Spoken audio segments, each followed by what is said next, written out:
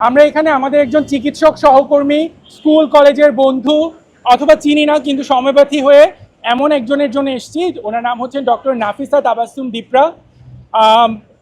উনি সম্প্রতি মৃত্যুবরণ করেছেন, কিন্তু ওনার মৃত্যু নিয়ে এবং এই সংক্রান্ত ব্যাপার নিয়ে আসলে বেশ কিছু সন্দেহজনক অভিযোগ রয়েছে।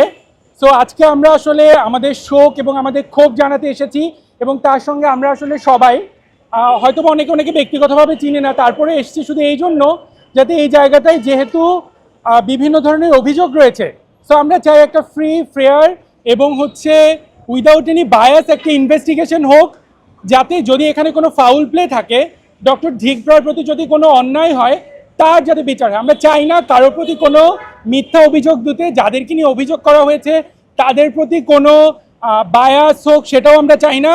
কিন্তু ডক্টর দীপরা একজন আমাদের সহকর্মী, একজন মা, একজন নারী।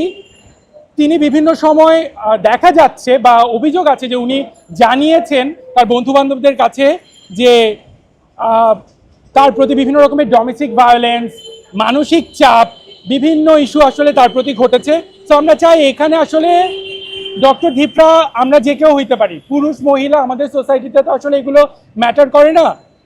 অ্যাবিউজ বা ডিসক্রিমিনেশন যে কারো বিরুদ্ধে হইতে পারে। তো আমরা চাই যাদের বিরুদ্ধে অভিযোগ তাদের প্রতিও কোনো অন্যায় না হোক, একটা ফ্রি অ্যান্ড ফেয়ার ইনভেস্টিগেশন হোক। এটা হচ্ছে একজন চিকিৎসক, একজন হিউম্যান বিং, কলিগ বা একজন সমব্যথী হিসেবে আমাদের রিকোয়েস্ট যে যারা আসলে আমাদের সোসাইটিতে ল অ্যান্ড এনফোর্সমেন্টে আছেন তারা যাতে এই জায়গাগুলোতে দেখেন। আমরা খুব স্পন্টেনিয়াসলি এখানে আসলে সবাই একত্রিত হয়েছি। আমি আবারও জোরালোভাবে বলতে চাই যে আমাদের মূল ক্ষোভ বা দুঃখের জায়গাটা এইটা যে এখানে যেহেতু অভিযোগ আছে, যাতে ডক্টর দীপরার প্রতি জাস্টিস হয়, এবং যাদের প্রতি অভিযোগ তারাও যাতে কোনো আনডিউ সোশ্যাল স্মিয়ার ক্যাম্পেইনের শিকার না হন। সেজন্য যেহেতু তারা পাওয়ারফুল, তাদের বায়াস যাতে না হয়, সেই জন্য একটা ফ্রি ফেয়ার ক্রেডিবল, এবং এই যে অভিযোগগুলো বলতেছি সোশ্যাল মিডিয়াতে এত জিনিস ঘুরতেছে, সেই জায়গাগুলোতে যাতে একটা প্রপার ইনভেস্টিগেশন হয়, এবং যদি কাউকে দোষী হিসেবে পাওয়া যায় তার যাতে যথাযথ শাস্তি হয়। আমার সহকর্মী ডক্টর নাফিসা তাবাসসুম দীপরা, আমরা বাংলাদেশ মেডিকেল কলেজে দীর্ঘদিন প্রায় 5-6 বছর আমরা একসাথে পড়াশোনা করেছি এবং কাজ করার সুযোগ হয়েছিল।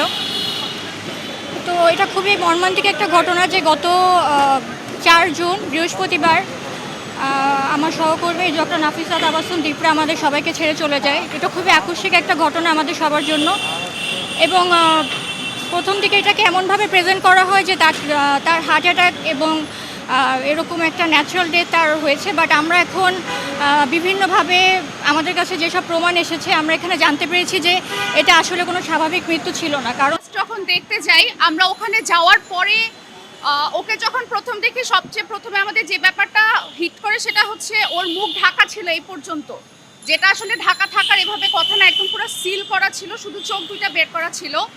ওখানে যাওয়ার পরেই আমরা আশেপাশের মানুষদের থেকে শুনতে পারি যে দীপরা 3 দিন পর্যন্ত না খাওয়া ছিল, এবং দীপরাকে যখন আন্টি যায়, ও আন্টিকে যখন বলে যে মা আমি একটু ভাত খাবো, ওর মুখ দিয়ে বলার পরই ফেনা বের হতে থাকে। এবং এই 3 দিন যে ঘরে বন্ধ ছিল, কেউ একটু ওর কাছে যায়নি, ওর খোঁজও নেয়নি, ও খাচ্ছে কি খাচ্ছে না কারো কোনো খোঁজ খবর ছিল না। ও ডায়াবেটিসের পেশেন্ট ছিল, ওর ব্লাড প্রেশার হাই ছিল, কেউ কোনো টেক কেয়ার করেনি। সবচেয়ে বেশি সাসপেক্টেড যে ব্যাপারটা আমাদের কাছে সেটা হচ্ছে বাসার কাছে মেডিনোভা আছে, ইবনে সিনা আছে, জাপান ফ্রেন্ডশিপ হসপিটাল, পপুলার, লেবেট, এতগুলা হসপিটাল ক্রস করে ধানমন্ডি থেকে কেন শাহবাগ পর্যন্ত টেনে আনা হলো? এটা হচ্ছে আমাদের সবচেয়ে বড় প্রশ্ন। কাছের কোনো হসপিটালে নিয়ে কি ওকে আগে প্রাইমারি ট্রিটমেন্টটা দেওয়া যেত না? তারপরে প্রয়োজন হলে নিজেদের হসপিটালের এখানে নিয়ে আসতে পারতো, কিন্তু কেন সেটা করা হয়নি? এবং কেন ওকে ক্লিনিক্যালি ডেড ঘোষণা করার পরপর সবকিছু অনেক দ্রুততার সাথে শেষ করে ফেলা হয়?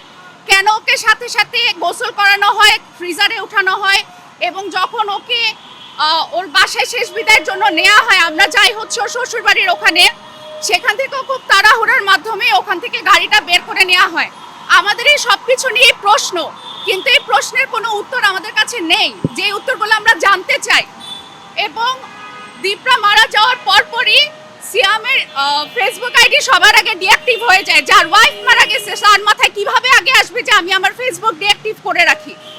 দীপ্রার ইনস্টাগ্রাম আইডিও ডিঅ্যাক্টিভ করা হয়, ঠিক তার 2 দিনের মধ্যে ওর ফেসবুক আইডিটাও ডিঅ্যাক্টিভ করে দেওয়া হয়। যদি নিজেদের মধ্যে কোনো ভয় না থাকে বা তারা ফেয়ার থাকে, তাহলে কেন এরকম করা হবে?